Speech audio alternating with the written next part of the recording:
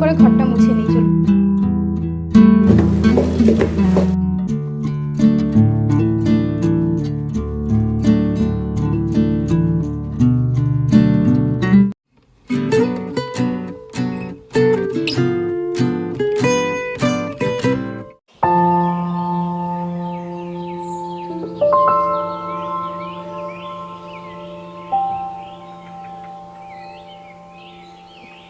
Good morning, নমস্কার। আমি Mampi, homemaker মাম্পির আরও একটি নতুন ব্লগে আপনাদের সবাইকে স্বাগত জানাই।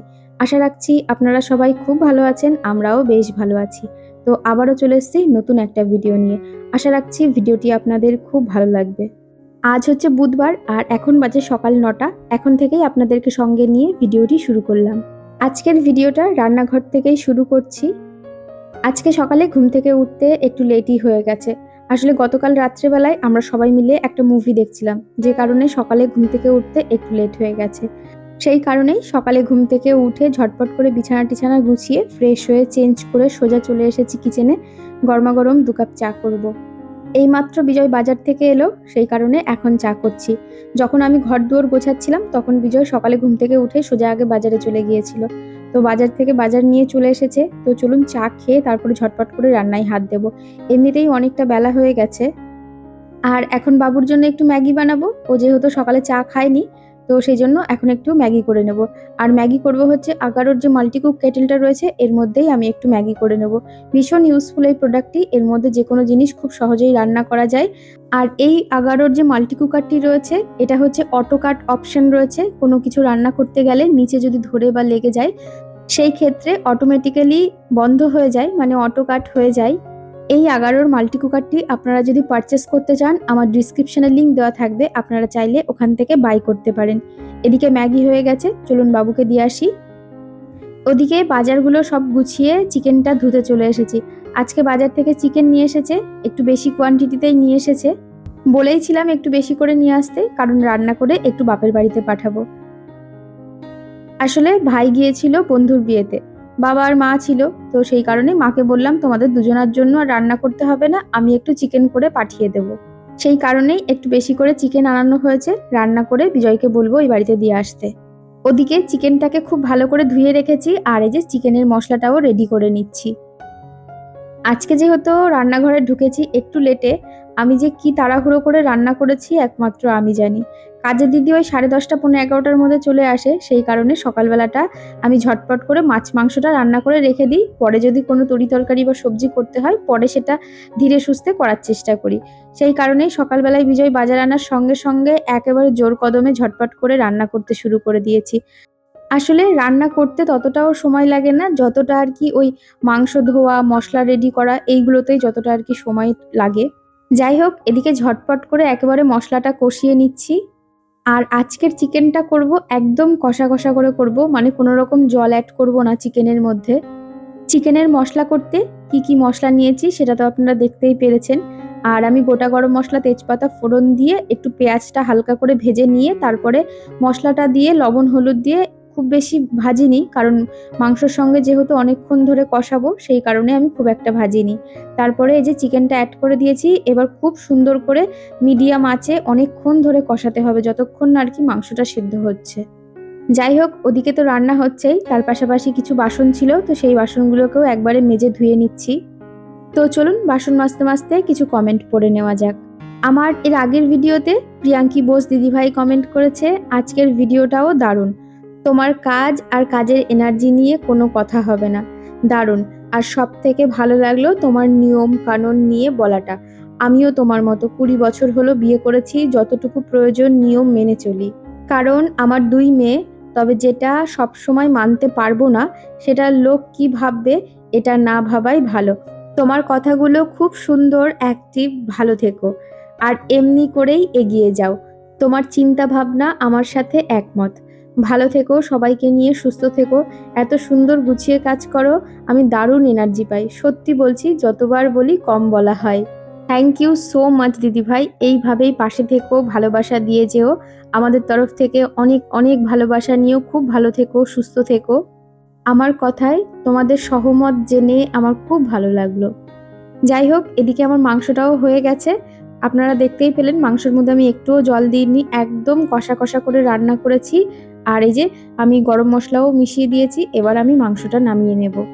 কষা মাংস রান্না করতে গেলে সব সময়ের জন্যই খুন্তি নাড়িয়েই যেতে হবে যাতে নিচে লেগে না যায়। তার পাশাপাশি মিডিয়াম টু লো আঁচেই একদম মাংসটাকে একদম পেশেন্স নিয়ে কষিয়ে কষিয়ে রান্না করতে হবে। এদিকে মাংসটাকে ঢেলে নিয়েছি, ক্যানের মধ্যেও ঢেলে নিয়েছি বাপের বাড়িতে পাঠানোর জন্য। আর একদম লাল লাল কষা কষা মাংস, খুব ভালো খেতে হয়েছিল। তো চলুন টেবিলটা মুছে মাংসটা টেবিলের উপর রেখে দিয়ে আসি। তারপরে বাসনগুলো মেজে রান্নাঘরটা খুব ভালো করে মুছে তারপরে ভাতটা বসিয়ে দেব। ভাতটা ভাবছি স্নান টান করেই বসাবো। আসলে সকালবেলায় এখনোই 10:30 মতো বাজে। সকালে যেহেতু খুব তাড়াহুড়োর মধ্যেই রান্নাঘরে কাজ করছিলাম, যে কারণে সকালে ব্রেকফাস্ট করার তেমন একটা সময় পাইনি। বিজয়কে ছাতু দিয়ে মুড়ি দিয়েছিলাম, তো খেয়ে চলে গেছে। বাবু তো ম্যাগি খেয়েছে। তো যাই হোক, ভাতটা ভাবছি একটু পরেই বসাবো, একেবারে স্নান টান করে বসিয়ে দেবো। আজকে সকালে যেহেতু ঘুম থেকে উঠতে একটু লেট হয়ে গেছিল, সেই কারণে একেবারেই উঠেই রান্নাঘরে ঝড়ের গতিতে কাজ করছি। তারপরে সেই তাড়াহুড়ো করে রান্না করে রান্নাঘরের কাজ সারতে সারতেই কাজের দিদি ফোন করে বলল যে সে আসবে না, তার শরীরটা একটু খারাপ করছে। যাই হোক, আগের থেকে যদি জানতাম তাহলে পরে ধীরে সুস্থে সংসারের সব কাজগুলো একের পর এক করে নিতাম। তো যাই হোক, একদিকে ভালোও হলো, আমার তাড়াতাড়ি সমস্ত কাজও হয়ে গেল। এখন খুব একটা বাজে না, এখন সকাল 11টাও বাজেনি এখনো। তো যাই হোক, রান্নাঘরটা পরিষ্কার করে চলুন ঝটপট করে বাসন মেজে ঘরটাও মুছে নেব। যাই হোক, আর আমার গত ভিডিওতে পম্পাস লাইফস্টাইল থেকে বোন কমেন্ট করেছে, খুব সুন্দর ভিডিও দিদিভাই। জানো তো দিদিভাই, তোমার ভিডিও চালালে আমি যেন কোথা থেকে এত এনার্জি পাই, সে আর বলে বোঝাতে পারবো না। আমার বড় যাও মাঝে মধ্যে বলে আমাকে যে, পম্পা তুমি এত কাজ করতে দেখো, এত এনার্জি পাও না, আমি যে কত তাড়াতাড়ি কাজ করছি। আমার বড় যাও জানে যে তোমার ভিডিও চালিয়ে সব সময় আমি কাজ করি। জানো তো দিদিভাই, তোমার কাজের সাথে আমার অনেক মিল রয়েছে কাজের। অনেক অনেক ভালো থেকো দিদিভাই, আর এইভাবেই ভিডিও দিয়ে যেও। থ্যাংক ইউ ডিয়ার, এইভাবেই ভালোবাসা দিয়ে যেও আর পাশে থেকে যেও, আর আমার অনেক ভালোবাসা নিও। আর আমার গত ভিডিওতে পৃথা কমেন্ট করেছে, খুব ভালো লাগে তোমার ভিডিও, তোমার কথা। আমি তোমার আগের ভিডিওগুলোও দেখি, from Tripura Agartala. Thank you dear, এইভাবেই পাশে থেকে যেও আর ভালোবাসা দিয়ে যেও, আমার অনেক ভালোবাসা নিও। আর আমার গত ভিডিওতে রোহিত অ্যাকাউন্ট থেকে বোন কমেন্ট করেছে, খুব ভালো লাগলো ভিডিওটা দিদি, থ্যাংক ইউ ডিয়ার। আর আমার গত ভিডিওতে দুর্গা কন্টাক্ট ব্লগ থেকে দিদিভাই কমেন্ট করেছে, ফার্স্ট কমেন্ট অ্যান্ড দুর্দান্ত, থ্যাংক ইউ দিদিভাই। আর আমার গত ভিডিওতে রিম্পি পাল কমেন্ট করেছে, তোমার পাতাবাহার গাছে কি সার দাও গো, কিভাবে গাছগুলো যত্ন করো প্লিজ বলবে। আর তার পাশাপাশি শর্মিষ্ঠা দিদিভাইও জানতে চেয়েছে, তোমার ইনডোর প্লান্টগুলো একটু দেখাবে প্লিজ, আর তাদের কি যত্ন নাও জানিও। এর পরের ভিডিওতে আমি অবশ্যই দেখিয়ে দেব আমার কি কি ইনডোর প্লান্ট রয়েছে। আর তার পাশাপাশি তোমরা জানতে চেয়েছো আমি গাছের কিভাবে যত্ন নিই। সত্যি বলতে আমি গাছের যত্ন সেইভাবে নিতে পারি না। তবে হ্যাঁ, এখনো পর্যন্ত যতগুলো গাছ নিয়ে এসেছি, অ্যারিকা প্লাম বাদে বাকি যে কটা গাছ নিয়ে এসেছিলাম এখনো পর্যন্ত সব ঠিকঠাকই আছে। টাইম টু টাইম জল দেওয়া হয়, খুব কম জল দিতে হয় ইনডোর প্লান্টে। আর তার পাশাপাশি আমাকে একটি দিদিভাই বলেছিল, গাছে চাল ধোয়া ডাল ধোয়া জল দিলে নাকি গাছ ভালো থাকে। সেটাই মাঝে সাঝে দিয়ে থাকি, প্রতিদিন দেওয়ার কথা সত্যি বলতে মনে থাকে না। তবে এতদিন ইনডোর প্লান্ট রাখার যে অভিজ্ঞতাটা হয়েছে সেটা দিয়ে আমি বলতে পারি, ইনডোর প্লান্ট যতই বলুক না কেন রোদের প্রয়োজন তাদের পড়ে, আমি যে কারণে ব্যালকনিতে রেখে দিই। এদিকে রান্নাঘরটাকে একদম পরিষ্কার পরিচ্ছন্ন করে নিয়েছি, একদম চকচকে করে দিয়েছি। চলুন এবার ঘরটা মুছবো। তো চলুন ঘরটা মুছবো, অনেক দিন পর আজকে এই মপটা বের করলাম। ঝটপট করে ঘরটা মুছে নিই চলুন। আসলে আমাদের ঘরের মধ্যে যে প্লান্টগুলো থাকে বা লিভিং রুমে যে প্লান্টগুলো থাকে, আমি কিন্তু টাইম টু টাইম রোদে দিই। কারণ আমি একটা জিনিস দেখেছি, ইনডোর প্লান্ট হলে কি হবে, রোদ দিলে আমার মনে হয় তারা খুব ভালো থাকে, সতেজ থাকে। এর আগে আমার 2-3টে অ্যারিকা প্লাম নষ্ট হয়ে গেছে। আর আমি যতদূর বুঝতে পেরেছি, ওটাতে একটু বেশি মানে প্রয়োজনের থেকেও বেশি জল দেওয়ার কারণে আর সব সময়ের জন্য ঘরের মধ্যে রাখার কারণেই আমার ওই গাছগুলো খারাপ হয়েছে। তবে আরও একটা পরে অ্যারিকা প্লাম নিয়ে আসা হয়েছিল, সেটাকে বেশিরভাগ সময় আমি ব্যালকনিতেই রেখে দিই, মাঝে সাঝে ঘরে নিয়ে আসি। আর সেই কারণে সেই গাছটা এখনো পর্যন্ত একদম সুন্দরভাবে সতেজ রয়েছে। তবে এই যে ঘরে স্নেক প্লান্টগুলো রাখি, স্নেক প্লান্ট এমন একটা প্লান্ট, প্রথমত এর তেমন একটা পরিচর্যার প্রয়োজন পড়ে না, জলেরও তেমন একটা প্রয়োজন না। আর এই গাছটাই একমাত্র ছাওয়া জায়গাতেও খুব ভালোভাবে সারভাইভ করে। আর আপনারা অনেকেই হয়তো জানেন, স্নেক প্লান্ট সবথেকে ভালো এয়ার পিউরিফাই করে।